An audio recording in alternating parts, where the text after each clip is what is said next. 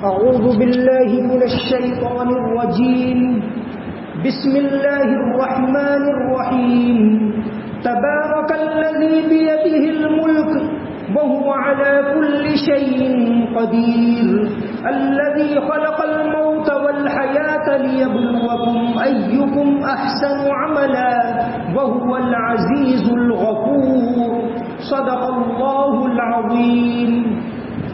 بڑی شان ہے اس ذات کی جس کے قبضے میں ساری بادشاہی ہے اور وہ ہر چیز پر مکمل قدرت رکھتا ہے، جس نے موت اور زندگی پیدا کی تاکہ تم کو آزمائے کہ تم میں سے کون عمل میں سب سے بہتر ہے، اور وہ ہر چیز کے اوپر مکمل اقتدار رکھتا ہے اور وہ پوری طرح معاف کرنے والا ہے.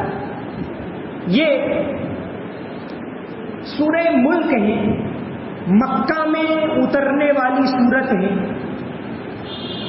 یعنی ہجرت سے پہلے جو صورتیں نازل ہوئی اس میں سے یہ ہے. ملک کا مطلب ہوتا ہے سلطنت، بادشاہی. اللہ تبارک و تعالی اس دنیا کا بادشاہ ہے. اس دنیا کی سلطنت صرف اور صرف اللہ تبارک و تعالی کے ہاتھ میں ہے. باقی دنیا میں جو بھی چیزیں ہیں، جو بھی لوگ ہیں، سب کچھ ختم ہونے والا ہے. صرف باقی رہنے والی ذات ہے تو اللہ کی ہے. سب کچھ اس کے قبضے میں. یہ اس آیت کے اندر بتایا گیا ہے. الملک کے معنی سلطنت، جیسا کہ قرآن کریم میں ہے قل اللہم مالک الملک. سلطنت کا مالک اللہ تبارک و تعالی ہے. دنیا میں کوئی اور جتنے بھی لوگ ہیں وہ ختم ہونے والے ہیں، چلے جانے والے. جتنے بڑے بڑے بادشاہ ہوئے کوئی اس دنیا میں باقی نہیں رہا. پورا نظام چل رہا ہے. آپ سوچیے کہ یہ زلزلہ آیا، یہ کس کے قبضے میں؟ یہ سورج دھوپ دے رہا ہے، صدیوں سے سورج دھوپ دے رہا ہے. کیا کوئی سائنٹسٹ جا کر اس سورج کے اندر گیس بھرتے ہیں؟ یہ صدیوں سے رات اور دن کا نظام چل رہا ہے. یہ کون چلا رہا ہے؟ ہمارے جسم کے اندر دیکھ لیجئے، ہمارے جسم کے اندر یہ دل چل رہا ہے. کس کے قبضے میں؟ انسان کا قبضہ اپنے اوپر بھی نہیں. وہ یہ سمجھے کہ دنیا پر تو ٹھیک، اپنے اوپر بھی اتنا ہی کنٹرول ہے جتنا اللہ تعالیٰ نے دیا ہے. اگر انسان یہ چاہے کہ بھی یہ دل میرا ہے، میں جب چاہوں اس کو سوئچ آف کروں، جب چاہوں سوئچ آن کروں، نہیں کر سکتا. بس اللہ نے جس طرح اس کو چلایا ہے اسی طرح وہ چلے گا. انسان یہ چاہے کہ بھئی یہ بال میرے ہیں، بڑھنے نہیں چاہیے، وہ نہیں، اس کے قبضے میں نہیں ہے. تو خود انسان کی حکومت اپنے اوپر نہیں. جتنا اللہ نے اختیار دیا ہے، بولنے کا اختیار دیا ہے تو وہ ہے، ورنہ جو اختیار اللہ نے نہیں دیا، انسان اتنا کمزور ہے کہ کوئی انسان اپنی خود کی گردن کو بھی نہیں دیکھ سکتا، اپنی خود کی پشت کو بھی نہیں دیکھ سکتا، اتنا وہ کمزور ہے. تو ساری بادشاہی صرف اور صرف اللہ تبارک و تعالیٰ کے ہاتھ میں. الملک سلطنت، تبارک الذی بیدہ الملک. تو سورج کی ابتدا ہوتی ہے تبارک، یعنی برکت والا ہے. اب یہ برکت لفظ کیا ہے؟ قرآن کریم کی 2 سورتیں اس لفظ سے شروع ہوتی ہیں. تبارک، تبارک الذی نزل الفرقان علی عبدہ، ایک سورہ فرقان، اور یہ سورہ ملک اس لفظ سے شروع ہوتی ہے. تو برکت کا کیا مطلب ہے؟ برکت کا مطلب ہم ظاہر میں بڑھوتری کرتے ہیں، لیکن یہ اس کا مطلب ہے کہ بڑھوتری ہونا یہ بھی اس میں شامل ہے، لیکن یہ اس کا پورا مطلب نہیں ہے. ملا علی قاری رحمت اللہ علیہ بہت بڑے محدث گزرے ہیں. وہ اپنی کتاب مرقات، مشکات کی شرح انہوں نے لکھی ہے مرقات، اس میں لکھتے ہیں کہ برکت کا مطلب ہے حصول قناعت اور توفیق اطاعت، یعنی آدمی کو سنتوش ہو جائے. آدمی کروڑ پتی ہے لیکن بس اس کا ذہن وہی چلتا ہے کہ آج کتنا شیئر بازار اپ ہوا اور آج کتنا ریٹ کھلا چیز کا ہے اور آج یہ کتنا ڈاؤن ہوا، بس اسی میں چلتا رہتا ہے، اس کو کوئی اطمینان نہیں. تو برکت اس کو نہیں کہتے. برکت کا مطلب ملا علی نے قاری نے لکھا ہے کہ ایک تو حصول قناعت، کہ انسان کو جتنا ملا ہے اس پر وہ قناعت کرے، سنتوش. دوسرا ہے توفیق اطاعت، کہ یہ نعمتیں اللہ کی استعمال کرے گا تو اب اس کو توفیق ہوگی کہ میں اس کا شکر بجا لاؤں. جس نے مجھے دیا، جس نے مجھے کھانا دیا، جس نے مجھے کپڑے دیے، جس نے مجھے طاقت دی، جس نے مجھے نالج دیا، جو مجھے مسلسل دے رہا ہے، یہ برکت کی دعا دین اسلام کے اندر بہت زیادہ اہم ہے. جیسے نکاح ہوتا ہے تو دعا کرتے ہیں بارک اللہ لکم، حدیث سے ثابت ہے. نماز کے اندر ہم وضو کی دعا جو ہے، وضو میں بھی برکت کی وضو کی دعا جو حدیث سے ثابت ہے، اللہم اغفر لی ذنبی ووسع لی فی داری وبارک لی فی رزقی. وضو کے درمیان بھی اللہ کے نبی صلی اللہ علیہ وسلم نے سکھایا کہ روزی کی برکت کی دعا مانگو. روزی میں برکت ہونا، زیادہ روزی ملنا، یہ کوئی بری بات نہیں، حلال مال حاصل کرنا، بلکہ آج کے وقت میں اس ملک کے اندر مسلمانوں کے لیے مالی طاقت بھی بہت ضروری ہے. لوگ جو بے روزگار ہیں ان کو روزگار کے اوپر لگانا یہ بھی ایک بہت بڑا دین کا کام ہے.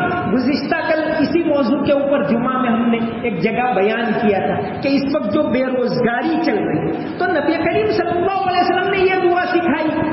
وضو نماز میں 2 سجدوں کے درمیان، نماز میں 2 سجدوں کے درمیان نفل نماز میں یہ دعا پڑھنی چاہیے. ہم لوگ غفلت کرتے، جلدی سے نماز پڑھ لی ہو گئے. نفل نماز میں رب اغفر لی ذنبی، یہ ایک دعا، ووسع لی فی داری وبارک لی، اس کے اندر 2 سجدوں کے درمیان یہ دعا آتی ہے تو اس کو پڑھنا چاہیے. 2 سجدوں کے درمیان کی یہ دعا ہے کہ اللہم اغفر لی ذنبی ووسع لی فی داری وبارک لی. نہیں، 2 سجدوں کے درمیان یہ تو وضو کی دعا ہے. 2 سجدوں کے درمیان رب اغفر لی ورحمنی وعافنی واہدنی وارزقنی، تو وہاں بھی روزی کی دعا مانگنے کو کہا گیا ہے. تو روزی کی برکت اللہ تبارک و تعالیٰ کے ہاتھ میں، تو بڑی بابرکت ہے وہ ذات. ترجمہ کرتے عالی شان ہے. یہ برکت ایسا لفظ ہے جس کا دوسری زبان میں ترجمہ ہو ہی نہیں سکتا. انگریزی والے لے لے کے اس کا ترجمہ کر دیتے بلیسنگ، اردو میں تو برکت کا ہی لفظ بول دیتے. تو ایک ایسا لفظ ہے جس کا ترجمہ کسی اور زبان میں ہو ہی نہیں سکتا. تو فرمایا تبارک الذی بیدہ الملک، بڑی برکت والی وہ ذات ہے، بڑی عالیشان وہ ذات ہے. یہ ترجمہ کرتے ہیں مفتی تقی صاحب نے ترجمہ کیا، بڑی شان والی ہے وہ ذات جس کے قبضے میں، جس کے ہاتھ میں بادشاہی، جس کے ہاتھ میں سلطنت ہے. الملک کا مطلب ہوتا ہے سلطنت، بادشاہی. یہ بھی دعا کے اندر آتا ہے. وتر میں جب 3 رکعت پڑھ لیں تو حدیث شریف کے اندر آتا ہے، نبی کریم صلی اللہ علیہ وسلم کا فرمان ہے، ابو داؤد شریف میں یہ حدیث ہے کہ جب وتر کی نماز پڑھ لیں تو سبحان الملک القدوس، سبحان الملک القدوس، اور تیسری مرتبہ زور سے پڑھیں سبحان الملک القدوس. یہ دعا حدیث سے ثابت ہے. تو الملک بادشاہ، جس کے ہاتھ میں ملک ہے، جس کے ہاتھ میں سلطنت. دنیا کے بادشاہ جتنے بھی آئے چلے گئے. آپ نے سنا ہوگا بہادر شاہ ظفر، اس ملک کے اوپر صدیوں تک مسلمانوں نے حکومت کی، اور جب 1857 میں حکومت ختم ہو گئی اس کے بعد جو آخری مغل بادشاہ تھا بہادر شاہ ظفر، کہ بھئی دنیا کی بادشاہ کا انجام کیسا ہوتا ہے، حقیقی بادشاہ وہی ہے. تو اس کے بارے میں آپ دیکھ لیجئے بہادر شاہ ظفر 1857 میں جب دہلی کے اوپر انگریزوں نے قبضہ کر لیا. اس کے بعد ان کے اوپر مقدمہ چلا. پہلے ان کو جو ہمایوں کا مقبرہ ہے وہاں قید کر لیا, مقدمہ چلایا, اور 1858 میں ان کو دیش نکال کر کے رنگون بھیج دیا. برما کی راجدھانی رنگون, آج بھی وہاں ان کا مزار ہے. وہاں ایک چھوٹے سے کمرے کے اندر بند, کہاں اتنے بڑے ملک کے بادشاہ, لیکن جب انجام ہوا تو کیسا انجام ہوا کہ ایک چھوٹے سے کمرے میں بند. اور ان کی وفات ہوئی 1862 میں. 5 سال وہی کمرے میں رہے, پھر وفات ہو گئی. تو ان کی جو ایک نوکرانی ان کو دی تھی انگریزوں نے کہ روزانہ جا کر وہاں کمرے میں کھانا رکھ کے آ جائے, تو نوکرانی گئی. کیپٹن ہڈسن اپنی بلڈنگ میں تھا کہ بھئی آج بادشاہ کی طبیعت اچھی نہیں دکھتی.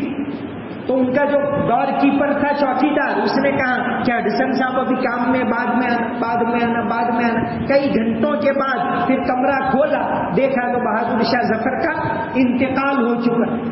اب جب نماز پڑھنے کی باری آئی تو کہا 2 آدمیوں کو اجازت ہوگی, اس کے علاوہ کوئی نہیں. ایک حافظ ابراہیم بڑی عمر کے تھے, بہادر شاہ ظفر کے استاد تھے, وہ بھی رنگون میں قید تھے, تو ان کو ایک اجازت دی. اور ایک بہادر شاہ ظفر کا پوتا تھا مرزا مغل, کہا 2 ہی نماز پڑھیں گے, کوئی اور نہیں. جب یہ فرمان جاری ہوا تو حافظ ابراہیم رونے لگے. وہ پوتا تھا مرزا مغل, کہاں آپ کیوں رو رہے ہیں؟ اصل تو رونا چاہیے تھا وہ پوتا, لیکن حافظ صاحب رونے لگے. تو کہا کہ آپ کیوں رو رہے ہو, وہ صبر کرو. تو حافظ ابراہیم نے کہا کہ تجھے پتا نہیں ہے, وہ 1837 کا 25 سال پہلے کا منظر میں دیکھ رہا ہوں, جس دن بہادر شاہ نے بادشاہت سنبھالی. پورے دہلی کے اندر چراغ جلائے گئے تھے اور پورے دہلی شہر والوں کی دعوت ہوئی تھی. کہاں وہ وقت تھا اور کہاں یہ وقت. تو دنیا کا مال, دنیا کی بادشاہت, دنیا کا سب کچھ ختم ہونے والا ہے. آپ اس کے بارے میں آپ نے سنا, نیپولین بوناپارٹ یورپ کو فتح کرنے کے لیے نکلا, ہر ملک کو جیت لوں گا, لیکن جب اس کا انجام آیا 1816 میں تو ان کو قید کر کے سینٹ ہیلینا نام کے چھوٹے سے جزیرے پر قید کر لیا. کہاں اتنا بڑا بادشاہ اور کہاں ایک چھوٹا سا جزیرہ. وہیں 1821 میں اس کی وفات ہو گئی, نیپولین بوناپارٹ کی. تو دنیا کی بادشاہت یہ ختم ہونے والی, حقیقی بادشاہ صرف وہی ہے. ساری دنیا کی سلطنت اسی کے ہاتھ میں ہے, ساری دنیا کی بادشاہت اسی کے ہاتھ میں. دین اسلام کی تعلیم یہی ہے, ایک اللہ کو ماننا. اور اس صورت کے اندر جیسا کہ میں نے شروع میں بتا دیا کہ 2 بنیادی عقائد, ایک توحید کہ سپریم پاور اگر کوئی ذات ہے تو صرف اللہ کی ذات. جتنے بادشاہ دنیا کے اندر آئے, چاہے وہ ہٹلر ہو, چاہے وہ الیگزینڈر ہو, چاہے فرعون ہو, چاہے کوئی بھی ہو, سب چلے گئے. اور دنیا کا انجام یہی ہے, انسان غور کرے کہ میں کون ہوں. دوسری آیت کے اندر انشاءاللہ آئندہ کل یہی بات آئے گی, الذی خلق الموت والحیات لیبلوکم ایکم احسن عملا. تو الملک تبارک الذی بیدہ الملک, عالی شان ہے وہ ذات جس کے ہاتھ میں سلطنت ہے. وہو علی کل شیء قدیر, اور وہ ہر چیز پر قدرت رکھتا ہے. قدیر یہ اللہ تبارک و تعالیٰ کی صفت ہے. اللہ تعالیٰ کے بہت سارے نام ہیں, ان ناموں سے اللہ تعالیٰ کو ہمیں یاد کرنا چاہیے. حدیث شریف کے اندر آتا ہے, حضرت ابو ہریرہ رضی اللہ عنہ سے مروی ہے کہ نبی کریم صلی اللہ علیہ وسلم نے فرمایا, ان للہ تعالی 99 اسما من احصاها دخل الجنہ, کہ اللہ تبارک و تعالیٰ کے 99 نام ہیں, جس نے ان ناموں کو یاد کر لیا وہ جنت میں داخل ہوگا. یاد کرنے سے مراد یہی کہ ان صفات کے ذریعے اللہ تعالیٰ کی بڑائی کو, اس کی طاقت کو, اس کی سلطنت کو, اس کے غلبے کو ہم پہچانیں. تو اللہ تبارک و تعالیٰ کے 99 نام.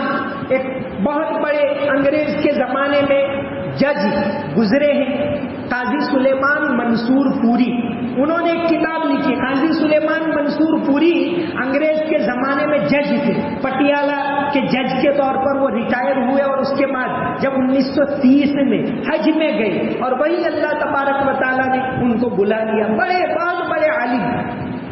انہوں نے ایک کتاب لکھی 99 نام اللہ تعالیٰ کے کون کون سے. تو ایک کتاب لکھی ہے شرح اسماء الحسن کہ 99 نام. جیسا کہ ایک اور حدیث میں بخاری شریف کی حدیث ہے، حضرت ابو ہریرہ رضی اللہ عنہ سے مروی ہے کہ ان للہ عز وجل 99 اسما 100 الا واحدا لا يحفظها احد الا دخل الجنہ.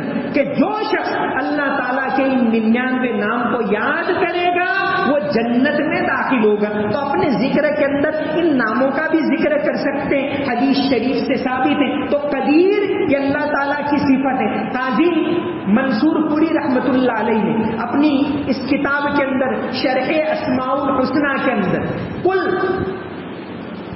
اللہ تبارک و تعالیٰ کے کون، ویسے تو جتنی صفات، جتنے نام، جتنی خوبیاں کروڑ اربوں سب اس کے لیے، لیکن جو خاص 99 نام جو قرآن حدیث سے ثابت ہیں، تو قاضی صاحب نے اپنی اس کتاب میں کہ بھئی 99 نام کون سے، تو 88 نام تو انہوں نے قرآن سے نکالے اور باقی 11 احادیث سے، بہت سے نام قرآن حدیث دونوں میں ہیں. تو اس طرح کل 99 نام، ان کی خوبیاں، جیسے اللہ تبارک و تعالیٰ کا جو خاص نام ہے اللہ. اللہ نام کا مطلب کیا؟ کل 6 مطلب انہوں نے اس کتاب کے اندر لکھے کہ اللہ، اس نام کا مطلب کیا. اس کا ایک مطلب لکھا ہے والہانہ عشق، انتہائی عشق. بندے کو ایسا عشق ہو اس ذات سے کہ جب وہ اس کی عبادت کے اندر مگن ہو تو سب کچھ بھول جائے.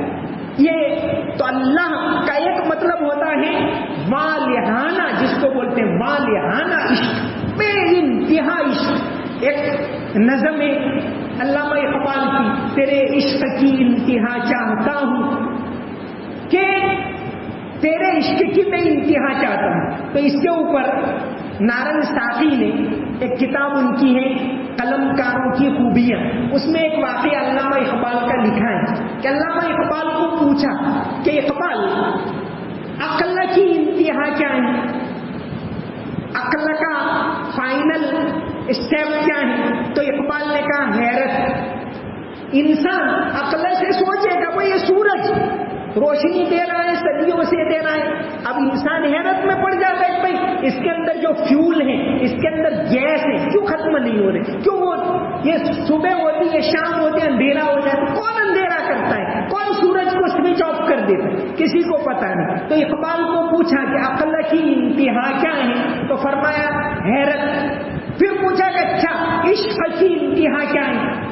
تو اقبال نے کہا عشق کی کوئی انتہا نہیں. تو کہا بھائی آپ نے تو کہا ہے کہ تیرے عشق کی انتہا چاہتا ہوں. تو علامہ اقبال نے کہا کہ یہ میرا بے وقوفانہ سوال ہے. آپ دوسرا مصرع پڑھو کہ تیرے عشق کی انتہا چاہتا ہوں، میری سادگی دیکھ کیا چاہتا ہوں، کہ میں تجھ سے عشق کی انتہا، ایسی انتہائی عشق چاہتا ہوں. تو اللہ نام کا ایک مطلب قاضی صاحب نے لکھا ہے والہانہ عشق. تو بہرحال یہ پہلی آیت، اس میں ایک لفظ الملک کہ سلطنت اللہ کے ہاتھ میں ہے، وَهُوَ عَلَى كُلِّ شَيْءٍ قَدِيرٌ، ہر چیز پر وہ مکمل قدرت رکھتا ہے، مکمل پاور. ہمارے جسم پر بھی پاور اسی کا ہے. ساری کائنات کے اوپر اگر سلطنت ہے تو اسی کی ہے. وَهُوَ عَلَى كُلِّ شَيْءٍ قَدِيرٌ، اور وہ ذات بڑی برکت والی ہے. ہم برکت کی دعا بار بار کرتے ہیں، دودھ پینے کے بعد کی دعا یہی ہے. اور اسی طرح اللہم بارک علی محمد وعلی آل محمد. تو یہ برکت ایک ایسا لفظ، ایسا جامع لفظ ہے کہ دوسری زبان میں اس کا ترجمہ ہو ہی نہیں سکتا. وما علینا الا البلاغ المبین. اللهم صل على محمد وعلى ال محمد وبارك وسلم رب اغفر وارحم وتجاوز عما تعلم انك انت العز الاكرم رب اغفر وارحم وانت خير الراحمين اللهم انك عفو تحب العفو فاعف عنا یا اللہ ہماری گناہوں کو معاف فرما ہماری تمام غلطیوں کو معاف فرما یا اللہ تیری عبادت کرنے کی توفیق عطا فرما ہمارے روزوں کو قبول فرما تراویح کو قبول فرما تیرا خوف عطا فرما تیری محبت عطا فرما نبی کریم صلی اللہ علیہ وسلم کی محبت عطا فرما تیرے کلام سے عشق نصیب فرما ہماری عبادتوں کو قبول فرما یا اللہ اور زیادہ عبادت کرنے کی توفیق عطا فرما حلال پاکیزہ روزی عطا فرما روزی میں برکت عطا فرما علم میں برکت عطا فرما ہر چیز کے اندر برکت عطا فرما مرنے کے بعد کی زندگی کی تیاری کرنے کی توفیق عطا فرما اللهم صل علی محمد وعلى ال محمد وبارك وسلم سمعنا واطعنا غفرانك ربنا واليك المصير برحمتك يا ارحم الراحمين